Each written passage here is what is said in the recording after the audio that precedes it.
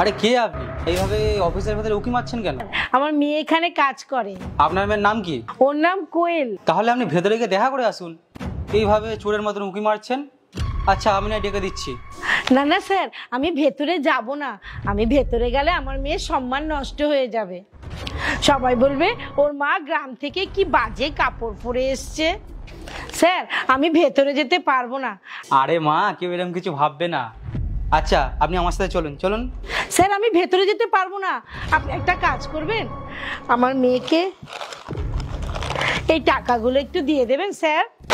ও এখানেই থাকে, এখানে তো খুব খরচ, তাই ওর জন্যই টাকাগুলো এনেছি।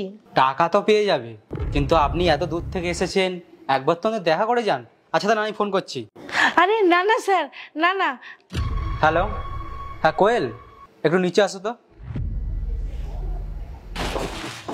হ্যাঁ স্যার বলুন। মা তুমি তুমি কি আমার সম্মানটা খাওয়াতে অফিসে চলে এসেছো? না না মা, আমি তোকে এই টাকাটা দিতে এসেছি। আমি তোমাকে বলেছিলাম টাকাটা অ্যাকাউন্টে জমা করে দিতে, তুমি কি আমার কথাটা বুঝতে পারোনি? মা আমি অ্যাকাউন্ট এসব বুঝতে পারি না। 2 বছর হলো তোর সাথে আমার দেখা হয়নি, তাই ভাবলাম টাকাটা দিয়ে তোর সাথে একবার দেখাও করে নেব। তুমি জানো এখানে কত বড় লোকরা কাজ করে? আর যদি সবাই জানে না যে তুমি আমার মা, তাহলে এখানে তো আমার কোনো ভ্যালুই থাকবে না। না না মা, তুই রাগ করিস না। আমি তোকে দেখে নিলাম, আমার মনটা শান্তি হয়ে গেল। নে মা, এই টাকাটা রাখ। ঠিক আছে, যাও এবার এখান থেকে। দাঁড়াও মা, কিসের সম্মানের কথা বলছিলে কোয়েল? স্যার এই অফিসের। এই অফিসে তোমার আর কোনো সম্মান নেই। সম্মান ছিল, যেটা তুমি তোমার মায়ের সাথে করেছো না, তোমার সম্মান এই অফিসে আর একটুকুও নেই। আচ্ছা একটা কথা বলো তো, তুমি এই অফিসে চাকরিটা কি করে পেয়েছো? আমি কষ্ট করেছি তাই। তুমি তোমার কষ্টটা দেখতে পাচ্ছ, আর তোমার মায়ের কষ্টটা দেখতে পাচ্ছ না? ছোটবেলা থেকে তোমাকে পড়িয়েছে, লিখিয়েছে, নিজে এত কষ্ট করে তোমাকে মানুষ করেছে।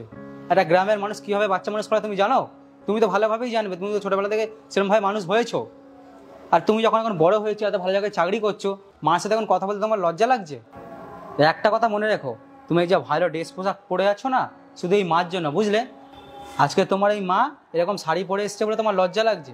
আজকে তোমার এই মার সাথে তোমার কথা বলতে লজ্জা লাগছে, কিন্তু উনি যখন টাকাটা দিচ্ছে ওইটা নিতে তো লজ্জা লাগছে না? আচ্ছা এই সেম মা যদি 4 চাকা করে আসে না, তখন তোমাদের লজ্জা লাগবে না? তখন তুমি অফিসের ভেতরে নিয়ে যাবে, বসিয়ে চা খাওয়াবে, সবাইকে ইন্ট্রোডিউস করাবে, এটা আমার মা, এটা আমার মা।